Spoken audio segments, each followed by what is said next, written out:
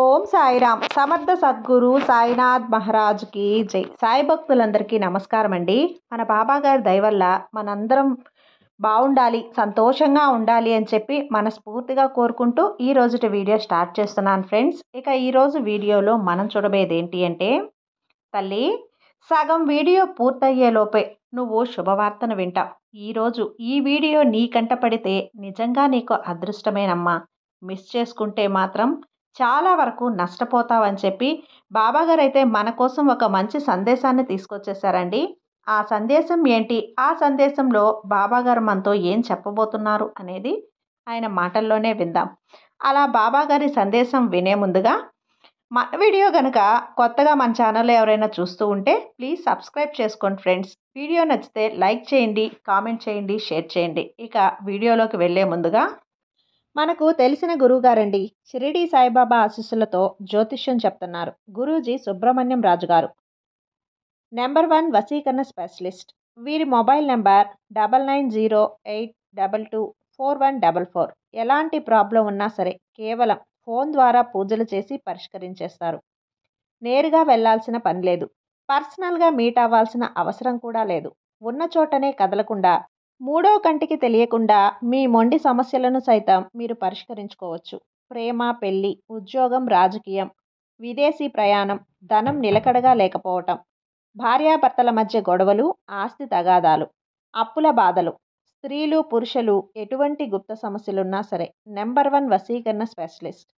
మీ మీద, మీ ఇంటి మీద చెడు ప్రయోగం జరిగినా, చేసి ఉన్నా కూడా నరదృష్టి, నరగోష్ట, సంతాన సమస్యలు, భార్యాభర్తల మధ్య, లవర్స్ మధ్య అనుమానాలున్నా, అపార్థాలున్నా, థర్డ్ పర్సన్ ఉన్నా సరే, అత్తాకోడళ్ళ మధ్య సఖ్యత లేకపోయినా ప్రతి ఒక్క ప్రాబ్లంకి చక్కటి సొల్యూషన్ ఇస్తున్నారండి. మీ వివరాలన్నీ కూడా సేఫ్ అండ్ సెక్యూర్గా ఉంచుతారు. మీకే కాదు, దేశ విదేశాల్లో ఉన్నవారు ఎలాంటి ప్రాబ్లమ్స్నైనా సరే పరిష్కరించుకుంటున్నారు.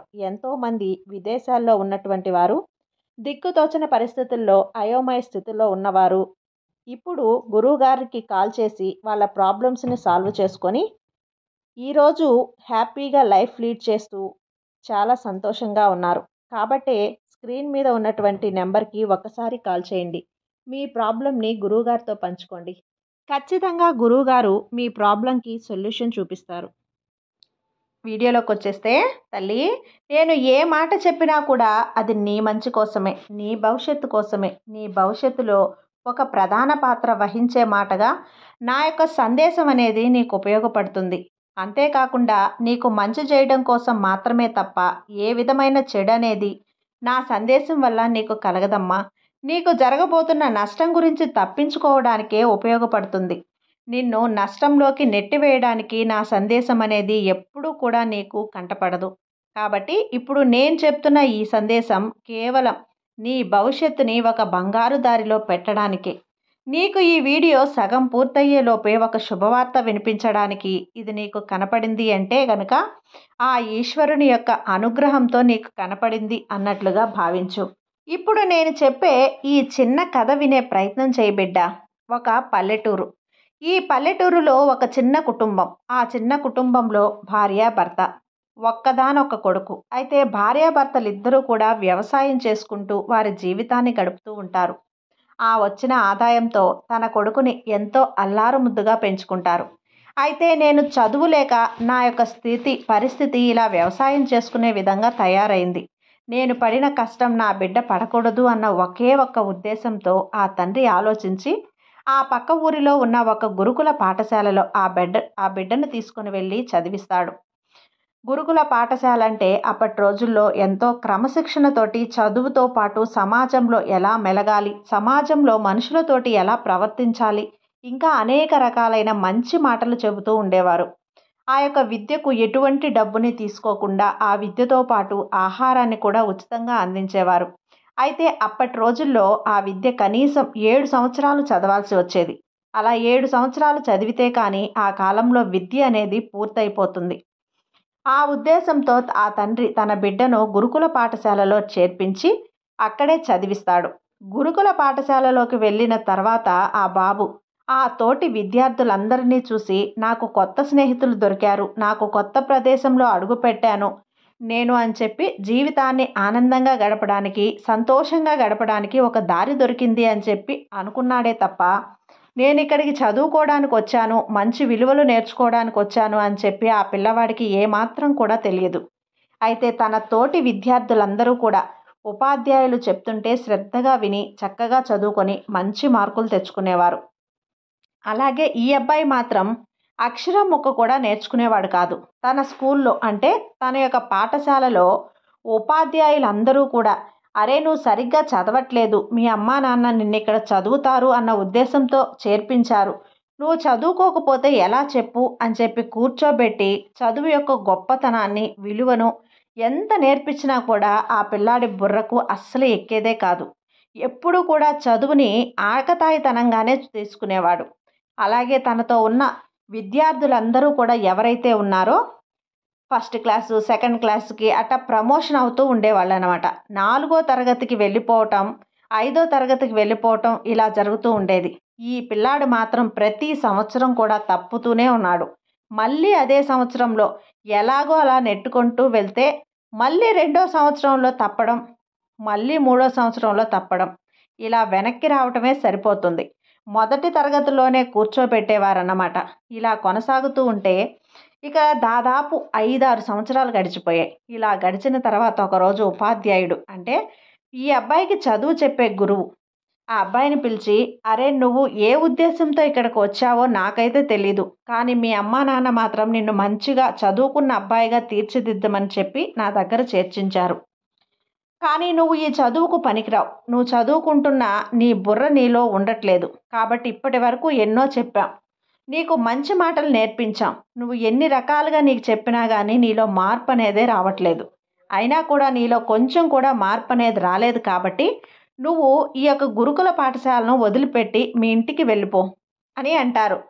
నాకు అక్షరం ముక్క రాలేదు, నేను ఒప్పుకుంటున్నాను, కానీ కష్టపడి చదువుతాను గురువుగారు, నేను ఇంటికి వెళితే మా నాన్నగారు తిడతారు అని చెప్పి ఆ పిల్లాడు బతిమలాడుకుంటాడు. అంటే ఇంటికి వెళ్తే మళ్ళీ వాళ్ళ నాన్న కొడతాడేమో, వాళ్ళ అమ్మ తిడుతుందేమో అని చెప్పి భయంతో అయితే లేదు కదా.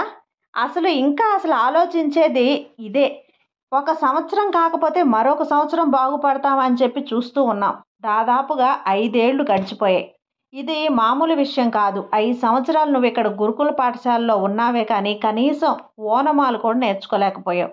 నువ్వు చదివితే ఏంట్రా అసలు, నువ్వు చదివేది ఏంటి అసలు, నీకది రాని పని, కాబట్టి నువ్వు ఇక్కడ ఉండాల్సిన అవసరం లేదు అని చెప్పి తల పట్టుకొని మరీ తనని బయటికి పంపించేస్తారు. ఆ అబ్బాయిని ఆ గురువులు అయితే సరేనని ఏడ్చి ఊరుకుంటారు. కాసేపు బాధపడతారు. నిజమే కదా, గురువులు చెప్పింది, నాకు చదువు రాదు కదా, సరే ఇంకేముంది చేసేది, ఇంటికి వెళ్ళిపోదాం, ఏదో పనులు చేసుకుంటూ బ్రతుకుదాం అని చెప్పి నడుచుకుంటూ వెళ్తాడు. ఆ రోజుల్లో బస్సులు కానీ ఆటోలు కానీ ఇవి ఏమీ కూడా ఉండేటివి కాదు. ఆ అబ్బాయి నడుచుకుంటూ ఒక చిన్న పల్లెటూరు దగ్గర చిన్న ఊళ్ళోకైతే వెళ్ళిపోతాడు.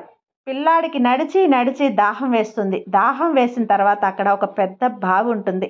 ఆ బావి దగ్గరికి వెళ్ళి మంచినీళ్ళు తాగుదాం అనుకుంటాడు. అక్కడ చాలామంది ఆడవాళ్ళు, మగవాళ్ళు అందరూ కూడా ఉంటారు. ఆ బావిలో ఒక పెద్ద చేంతాడికి ఒక కడవను కట్టి ఆ కడవను ఉచ్చుముడేసి ఆ కడవను బావి లోపలికి పడేసి నీళ్లు లాగుతారు. అలా లాగే ప్రక్రియలో ఒక పెద్ద బండరాయి మీద చాంతాడు వేసి లాగుతారు. అంటే ప్రతి ఒక్కరూ కూడా అదే స్థానంలో ఆ బండరాయి మీద కింద చాంతాడు నుంచి నీళ్ళల్లో కడవను వేసి నీళ్లు లాగుతూ ఉంటారనమాట. ఇలా ఎన్నో సంవత్సరాల నుంచి జరగడం వల్ల ఆ చాంతాడు వేసిన రాయి కొంచెం అరిగి ఆ తాడు ఎలాగైతే మందంగా ఉంటుందో అంత మందంగా లోతులో గుంటలాగా పడుతుంది. అదేవిధంగా పక్కన బింది ఎవరైతే పట్టుకుంటారో ఆ బిందె పట్టుకునే ప్లేస్లో కూడా గుండ్రగా గుంట పడుతుంది. మీరు బావిని చూసిన వాళ్ళకైతే అర్థమవుతుందండి ఇదంతా కూడా. చిన్నప్పుడు ఇప్పటి రోజుల్లో అయితే బావులు లేవు, కానీ నా చిన్నతనంలో బావులు అయితే ఉండేవి. వాళ్ళు బిందె ఎక్కడైతే కడవైతే పెడతారో అక్కడ ఒక గుంటలాగా పడేది, నున్నగా లోతుగా ఏర్పడేదన్నమాట. అదేవిధంగా అక్కడ కూడా ఆ అబ్బాయి అది చూసి ఆశ్చర్యం వేసింది. ఇంత పెద్ద బండరాయి ఇలా ఎలా కరిగింది, ఇలా ఎలా అరిగింది అని చెప్పి ఆ పక్కన వాళ్ళని అడుగుతాడు. ఏముంది నాన్న, రోజు మేము ఇక్కడ అంటే ఎంతోమంది, కొన్ని వందల మంది ప్రతిరోజు కూడా ఎన్నో సంవత్సరాల నుంచి ఇక్కడ తాడు వేసి లాగటం వల్ల ఈ తాడు ఎలా దగ్గరగా ముద్దలాగా పడిపోయింది, రాయి అరిగిపోయింది. బిందె ఇక్కడే పెట్టుకొని మేము నీళ్లు పోసుకుంటాం కాబట్టి బిందె పెట్టిన దగ్గర గుంటలాగా పడింది అని చెప్పి అంటారు. ఏదైతే అన్నా కానీ అంతేనండి, అలా చేయంగా చేయంగా చేయంగా అరిగిపోతూ ఉంటుంది అని చెప్తారు. అంటే ఆ సాధనతోటి ఏదైనా కానీ కొండరాయి అయినా కూడా కరిగించవచ్చు అని చెప్పి అక్కడ ఉన్న పెద్దోళ్ళు అయితే చెప్తారనమాట. ఇక దాహం తీర్చుకున్నాడు ఆ పిల్లాడు. ఎవరినో అడిగితే మంచినీళ్ళు పోస్తారు, చక్కగా నోటితోటి మంచినీళ్ళు తాగుతాడు చేయి పట్టుకొని. ఈ విధంగా తాగిన తర్వాత ఆ బండరాయి అరిగిపోయిందే, నేను మనిషిని, నా మనసు మారదా, నేను చదువుకోపోవాలి అని ధ్యాస పెట్టలేదు కాబట్టి నాకు ఇన్ని సంవత్సరాలు చదువు రాలేదు. అదే నేను ఇప్పుడు కష్టపడి చదువుకుంటే నాకు చదువు వస్తుంది కదా అని చెప్పి ఆలోచించుకుంటాడు. ఆ పిల్లాడు ఏం చేస్తాడంటే మళ్ళీ వెనక్కి తిరిగి గురుకుల పాఠశాలకి వెళ్తాడు. చూస్తాడు, అందరూ కూడా గురువుగారు ఆశ్చర్యంగా చూస్తారు వాళ్ళ వైపు. నిన్ను ఇంతాక మేము పంపించేశాం, మళ్ళీ వెనక్కి వచ్చేసావేంటి అని అంటే, గురువుగారు నా మనసు మారింది, నేను చదువుకుంటాను.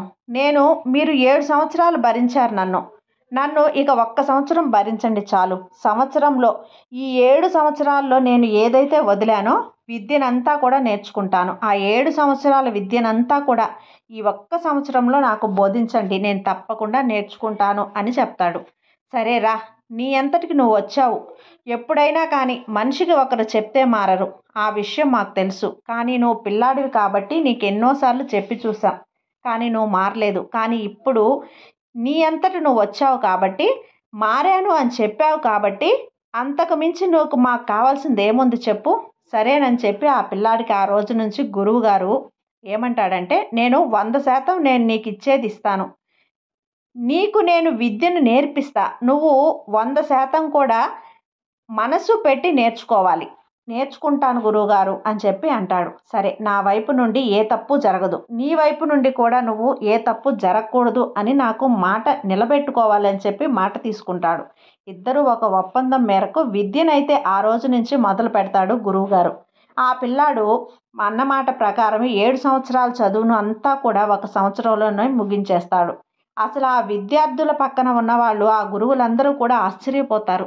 ఏంటి అసలు ఓనమాలు రాని పిల్లాడు ఇంత ఇదిగా చదువుతున్నాడంటే అసలు ఈ అబ్బాయికి ఇంత జ్ఞానం ఎక్కడి నుంచి వచ్చింది, ఇంత గుర్తింపు, అసలు ఏదైనా కానీ ఒకటి చదివాడు అంటే అలా గుర్తుండిపోతుంది ఆ పిల్లాడికి, అసలు ఇంత జ్ఞాపక శక్తి ఎలా వచ్చింది అని చెప్పి ఆశ్చర్యపోతారు. ఇక్కడితో కథ ముగుస్తుంది. ఆ అబ్బాయి తర్వాత ఎన్నో పుస్తకాలు రాస్తాడు. ఆ అబ్బాయి గురించి ఒక హిస్టరీనే ఉందండి. అదే కాకుండా ఆ అబ్బాయి వాళ్ళ యొక్క ఊళ్ళో మంచి పేరు తెచ్చుకున్నాడు. 10 మంది విద్యార్థులను ఆ అబ్బాయి ద్వారా తయారు చేస్తాడు. ఒక టీచర్ అవుతాడు, గొప్ప స్థిరపడిపోతాడు. ఆ అబ్బాయి అసలు రాని అబ్బాయి, అస్సలు చదువు రాని అబ్బాయి ఈ ఒక్క నిర్ణయంతో తన మనసు మార్చుకుంటాడు. ఇక్కడతో కథ ముగుస్తుంది కదా. ఈ కథ ద్వారా బాబాగారు చెప్పాలనుకుంటున్న నీతి ఏంటంటే, తల్లి, ఇప్పుడు నీకు పూర్తిగా అర్థమయ్యేలా ఉంటుంది. ఒక బండరాయి మీద వాళ్ళు చాంతాడు వేసి లాగితే ఆ బండరాయి అక్కడ ఎలా అరిగింది. ప్రతిరోజు కూడా అక్కడ ఒక సాధన అనేది జరుగుతుంది. అదేవిధంగా ఒక బిందె పెట్టిన దగ్గర కూడా ఒక లావు రాయికే గుంట ఎలా పడింది అంటే, అది కూడా అక్కడ రోజు పెట్టడం వల్ల బిందె గుంటలాగా అరిగి గుంట పడింది. అలాగే నువ్వు చేస్తున్న పనిలో, నువ్వు ఏదైతే వృత్తిలో ఉన్నావో, ఉద్యోగంలో ఉన్నావో, లేదంటే ఇంకేదన్నా బిజినెస్లో ఉన్నావో, ఎక్కడ ఉన్నావో కానీ నువ్వు చేస్తున్న దానిలో నువ్వు నష్టం జరుగుతుంది, నాకు లాభాలు రావడం లేదు, నేను ఎంత చేసినా కష్టపడినా ఉపయోగపడడం లేదు, నా సంపాదన నాకు రావటం లేదు, నేను ఆశించినంత రావటం లేదు అని చెప్పి నువ్వు కృంగిపోతూ ఉన్నావు. అయితే ఎంత పెద్ద బండరాయిని కూడా అరగదీసే శక్తి ఆ కొబ్బరి తాడుకే ఉంది. అటువంటిది నువ్వు సాధన చేస్తే సాధించలేనిది ఏదైనా ఉంటుందా చెప్పు. ఎప్పుడైనా కానీ ఒక మనిషి తలుచుకుంటే కొంచెం ఆలస్యం అవ్వచ్చు, ఆలస్యం అయినా కూడా తప్పకుండా ఆ మనిషి ఒక విజయాన్ని సాధిస్తాడు. అది కేవలం ఒక సాధన మాత్రమే సాధ్యమవుతుందమ్మా. ఆ సాధన వల్ల నువ్వు ఏదైనా సాధించవచ్చు. ఈరోజు నా వల్ల కాలేదు అని చెప్పి నువ్వు చేసే పనిని మధ్యలో వదిలిపెడితే దాని మీద పూర్తి శ్రద్ధను పోగొట్టుకుంటావు. నువ్వు ఆ పనిలో విజయాన్ని సాధించలేవు. కాబట్టి సాధన వలన సమకూరు పనులు అన్నట్లుగా నువ్వు ఏదైతే రిలీజ్ అయ్యిందా, చేస్తున్నావా, అందులో ఖచ్చితంగా నువ్వు సాధన చెయ్యి. నువ్వు ఖచ్చితంగా సాధిస్తావు. ప్రతిరోజు కూడా కష్టపడాల్సిందే.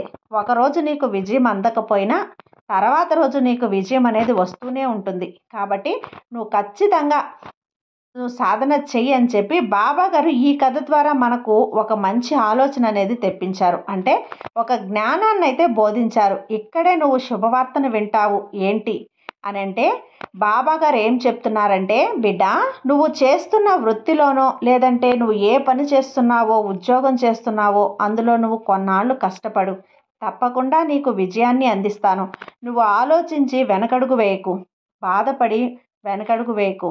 వెనకడుగు వేస్తే అడుగు దూరంలో ఉండే అదృష్టాన్ని నువ్వు మిస్ చేసుకున్నట్లు అవుతుంది. కాబట్టి నువ్వు ఇంకొంతకాలం కష్టపడి సాధన చేస్తే తప్పకుండా నువ్వు చేస్తున్న పనిలో నీకు విజయం అనేది అందుతుంది అని చెప్పి ఈ కథలో ఉండే ఈ పరమార్థాన్ని బాబా గారు మనకు ఆయన సందేశం ద్వారా చెప్పాలనుకున్నారు. కాబట్టి ఈ వీడియో నీ కంటపడింది అంటే నీ జీవితంలో ఈరోజు ఒక మంచి అదృష్టం అలాగే శుభవార్త అనేది నువ్వు వింటావు. ఒక అడుగు ముందుకే వేయాలి కానీ వెనకడుగు మాత్రం వేయడానికి లేదు అని చెప్పి బాబా గారు మనకు ఈ సందేశాన్ని చెప్పారండి. ఈ సందేశం కనుక మీకు నచ్చింది అనుకుంటే కనుక లైక్ చేసి సబ్స్క్రైబ్ చేయండి. సర్వే జన సుఖినో భవంతు. జై సాయిరామ్.